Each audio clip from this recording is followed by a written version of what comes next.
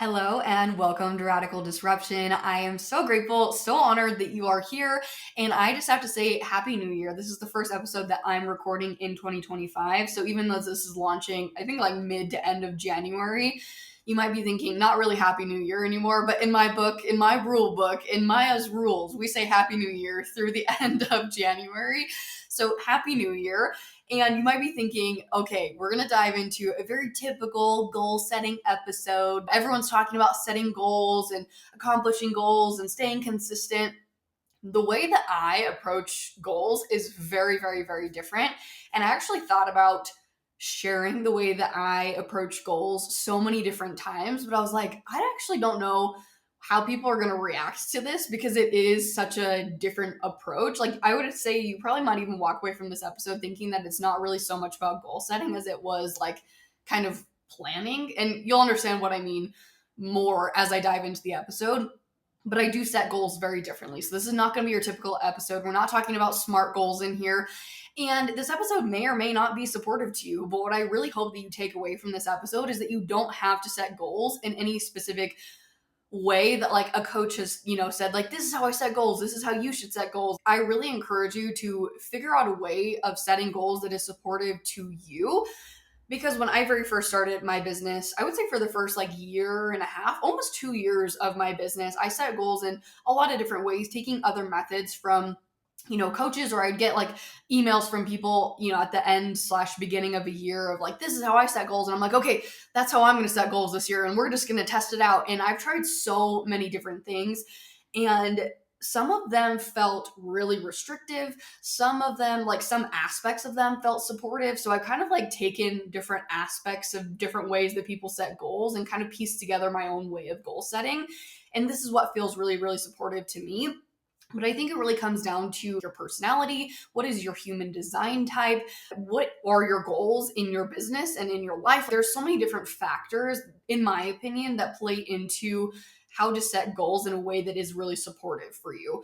And like I said, I've changed the way that I set goals in my business so many times over the years. And so this episode I just want to say that this episode's really focused on setting yearly goals. So thinking about the big picture goals.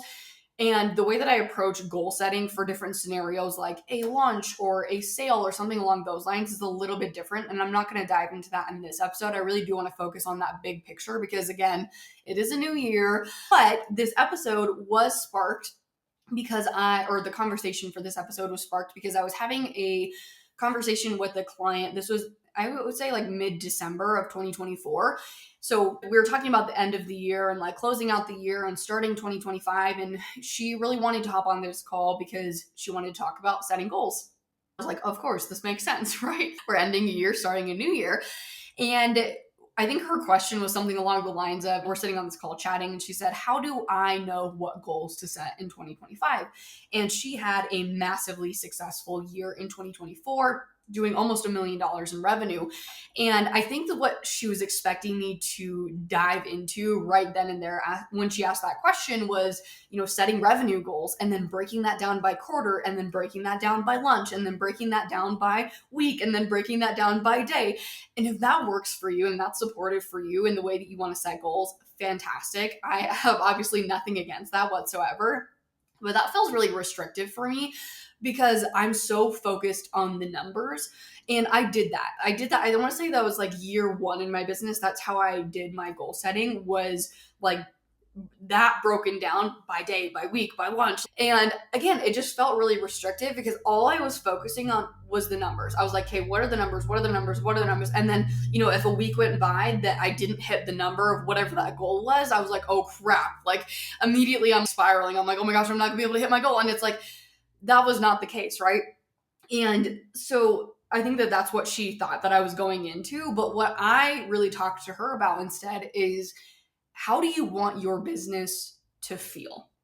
So I set my yearly goals based on how I want my business to feel, which really ties into how do I want my life to feel as well. And you hear me talk about, building a life-giving business. That is something that's so important to me. You hear me talking about stacking income and stacking memories. It's not just about a business. Like, I don't think that we can look at business separate to our life. And I think that that's at least what I see, obviously I haven't seen every single goal setting method out there, but what I see a lot of times in the business space when it comes to people setting goals is they look at their business and they're like, hey, this is my revenue goal. And again, this is my launch goal. This is my quarterly goal. These are the offers I'm going to launch and all these different things, which is important. I'm not saying that's not important, but then they're like, oh, and then here's my life. Like the life is like the afterthought. And so I really focus on the feeling first, and then I kind of plan around that. And so last year, my word of the year was simple. And this year, my word of the year is spacious. And that really all ties back into a feeling. Now, am I saying that you need to have a word of the year or phrase of the year? Not at all the case whatsoever. But what I really want you to think about, and I'll give you some questions here, and these are questions that I actually asked this client and had her ponder on, and questions that I myself, like these are things that I personally ponder on and journal about, but really thinking about how do you want this year to feel? And it is such a different approach than how much money do you want to make this year?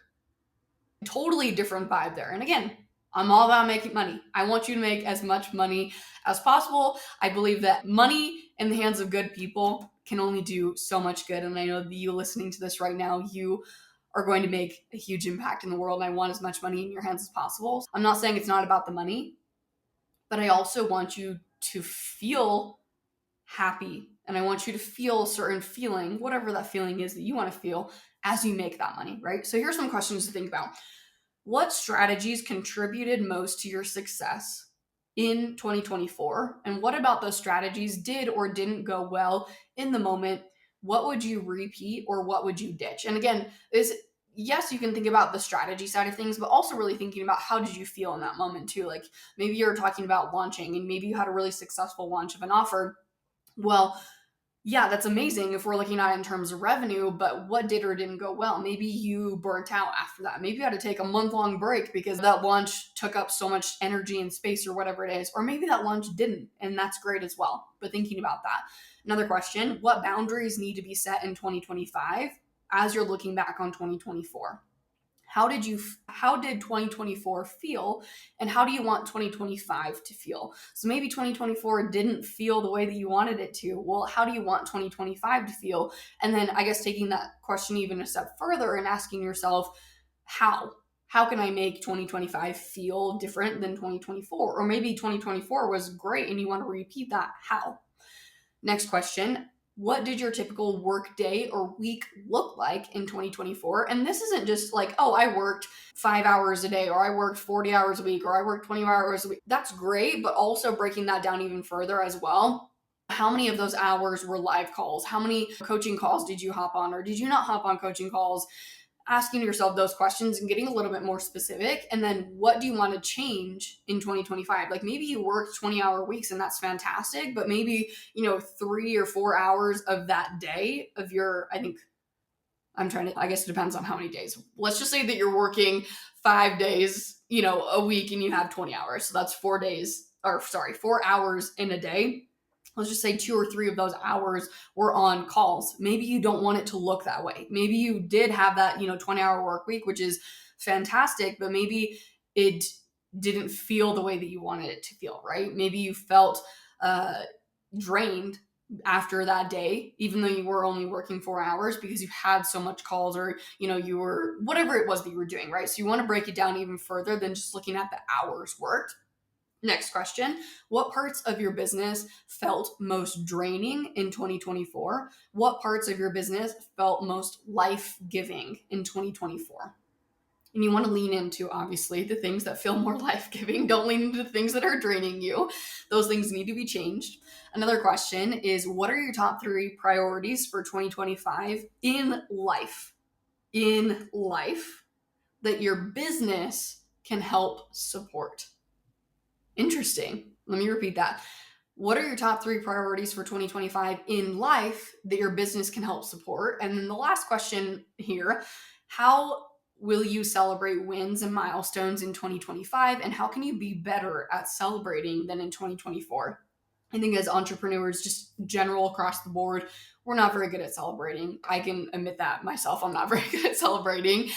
And I think that that's so key, because if we're always focused on the next thing, like we're never going to be fulfilled. And I think that there's so many amazing things that we do, big wins and small wins, that we just never pause to even really think about or even celebrate. And I'm not saying like you need to go on a trip to the Bahamas to celebrate. I mean, if it's that big of a win, definitely go out and do that. But it could even be something as simple as, going and getting like a little dessert, or going out to dinner, or treating yourself to, a massage, or whatever it might be, right? Like celebrating the wins. Now, again, these are questions that I ponder on myself. I'm not just randomly coming up with these questions to give to you. Like I ponder on these, I journal about these over and over and over and over again. Because here's the thing, when we're reflecting on a year, and maybe this isn't the case for you, but when I think about a whole year ago, I'm like, holy, there's a lot of things that happen. And yes, I journaled, and yes, I have pictures, and yes, I have like even podcast episodes of mine that I could reflect on for sure. There's so many things that also fall through the gap if I just think about these questions one time. Like, what parts of your business felt most draining in 2024? I'm like, okay, let me write that down. And then if I come back to that question, or if I'm even pondering that question over a few days, something else is going to come through. So I do think about these things really, I would say over 4 weeks. I would say the last 2 weeks of 2024, or the last 2 weeks of the year, and then the beginning 2 weeks of the year, or when I'm thinking about these over and over and over and over again. And I'm pondering and I'm thinking. And the big thing here is that I don't want to build a business that makes hundreds of thousands or millions of dollars and be miserable. And I don't want that for you either. I want to build a life-giving business. And that all starts with choosing how I want to feel and then planning around that. Now, let's get into more of the nitty gritty of it. So once I think about how I want to feel, and this goes beyond just choosing a word for the year. Like I said, if you want to choose a word for the year and that's supportive to you, great. If not, that's totally fine. But this is really diving into those questions that I just asked you, and then really thinking about what I want my business to look like on a daily, on a weekly basis, including how many live calls I want to be on, if I want to be on live calls at all, what I want my schedule to look like, how do I want to feel when I do certain activities. When I'm launching, how do I want that to feel? It's not just, oh, I want to have a successful launch, and I've had successful launches in the past. It's like, how do I want that to feel, and how can I make that happen, right? Then after that, that's when I dive into the actual planning. So I'm thinking about how I want my year to feel.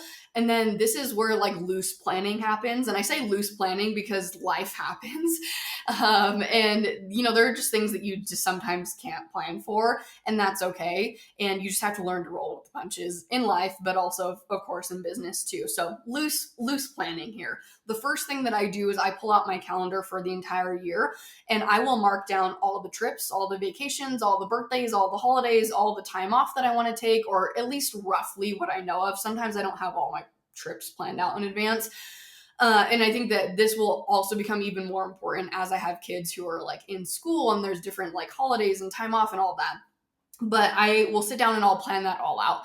And then after that, I will look at what space I have left. And that is really what I have to work with in terms of getting stuff done. And so I plan life first. And this is so important. I plan life first because I realized very, very quickly in my business, especially in that first year where I was just working way too much, that if I didn't plan life first, business would come first and life would come second, which usually meant not a lot of life, because there's always projects and things to do in your business. There's always more that can be done, right? You know that as a business owner, your to-do list is 5,000, tasks long. And so if I plan my business first, and then I'm like, oh, let's look at what all this space that I have left for life. It's like, okay, well, I have one day a month. There's not a lot of space there, right? But if I plan my life first, and then I fill in with my business, that's one step. Obviously, there's so much more to this, but that's one step in the right direction of building a life-giving business. And what's really, really cool here too is I think a lot of people would say, or might even be thinking to themselves, if I plan in all these trips and all these things and all, that doesn't leave me with a lot of time to work. Well, you become better at utilizing your time number one, when you know the time that you have, right? Instead of just being like, oh, well, I have, 30 days in a month that I can work on every single day. It's like, maybe I have 14 days this month to work. Okay, well, I'm going to plan and I'm going to get really strategic with my time. And I don't have time for fluff. Like I am going to get down to business really, really quick. So you're just better at utilizing your time, in my opinion. And so that was a huge thing actually when I became a mom, not even just thinking about planning life first and then implementing business, but I was really worried about when I became a mom that I would have less time. And guess what? I did have less time. And guess what? It was a learning curve. But what I realized is that I am so much more efficient when I work because I have less time. And so I'm like, okay, if I want to get done the same amount that I was getting done prior to having a baby, then I need to be more efficient at it. And so, anyways, that's a little tangent there. But I will then, after I've planned out life and I'm looking at business, I'm thinking about how I'm going to fill that in. And so what I do here is I write down all of the offers, all the launches, all the projects that I want to do for the year, and then I categorize those into 2 different categories: big projects and small projects. And project is just a broad term of offers and launches. It's just, you could say like big tasks or small tasks, whatever. And so big projects, I try to keep it to about 4. And then small projects, I aim for about 6 to 8. And this is per year. And so sometimes this means narrowing down things and really asking myself what will help move the needle most in my business that year and what's going to really be most supportive of how I want my business to feel. Because when I sit down and I write down all the things that I want to do in a year, generally there's a lot more things that I want to do in a year than I really have time to do in a year. And so I have to ask myself on the more that strategic level, like what is actually going to help me move the needle most in my business. And a lot of this actually comes down to looking at past ROI and also looking at the 80-20 rule, knowing that like 80% of my income generally comes in from about 20% of my offers. And it's like where I'm going to focus on that aspect of things and like launches and things like that. So there's that strategy piece there where I'm looking at these projects, small and big projects, and really thinking about what's going to be the most supportive of my business. And then from there, once I have those 4 big projects and once I have the 6 to 8 smaller projects, I'm going to spread out each big project to a quarter. So 1 big project per quarter, and I'm going to map that out on my calendar. Generally, my big projects are things like launches or offer creation. I don't think I've ever really had a big project that wasn't one of those 2 things, at least that I can think of off the top of my head. And so I will literally like write down in my calendar. Again, this is a general estimate. This is a guesstimate, not a word, but we're adding it into the calendar estimately when it's going to be. And again, if it's not supportive for you and you're like, I need an actual date of when this is going to take place, great, do that. But for me, sometimes life happens. Things come up out of the blue. And so I'm adding it into my calendar. Again, this is after I've planned out all the things that I'm going to do for life. And so I might say, okay, let's just say in March, well, maybe I have a trip at the end of March, but I have a lot of space at the beginning of March. And so I have 2 weeks where I can launch this offer or whatever. So I'm going to fill that in on my calendar. Now, once I've done that for each quarter, then I'm going to take the rest of the space and I'm going to fill in the blanks with the small projects. Now, small projects generally are things like updating an offer or, hiring on a team member or updating a funnel or freebie creation or whatever you would consider a small project. Obviously, it's going to be different for each person, but thinking about small projects as like something you could complete, I would say in 1 to 3 or 4 days is generally what I would consider a small project. And then, of course, you're going to still have, I guess it depends on how many trips and vacations and all that. If you're going on a lot of trips and vacations, fantastic. Maybe you don't have any time left over after your big and small projects. But I generally do have some space left over there. And that just gives me some breathing room in my business for me to work on other things. Because things, again, of course, do come up. It also gives me space to move things around as well. So that is really like the more business planning side of things. And I don't set goals in that moment of like, okay, let's just say that in Q2, I'm going to do a launch. And I'm not like, oh, this is how much revenue I'm going to make from this launch. Generally, I will start to set those goals more as I get closer to that launch because sometimes things just change and I just don't, my audience might change. Maybe I grew my email list by 5,000 followers by the time, or followers, 5,000 subscribers by the time my launch comes around in Q2. There's just a lot of things that happen. So I personally just don't in that moment plan out all those things. What I will do after that, though, is I will then plan out my personal goals and then I will plan out my yearly revenue goals. Now, my personal goals are, they're personal goals. Maybe it's that I want to read a certain amount of books, or maybe it's that I want to go on a certain amount of walks or or look at a certain amount of sunsets. I don't know, whatever. I actually haven't even written down my personal goals for the year, so I can't even give you any examples. But Personal goals, you get the idea there. But my revenue goal, this is something that I'm going to talk about. This is actually the only revenue goal that I set for the entire year. I do not do it per quarter. I do not do it per week, per month. Like I just personally do not find that supportive. I actually find that very, very restrictive. Again, if that's not the case for you, totally fine. But I guess I set my yearly revenue goals in a very different way. So let's talk about it here. I set a yearly range.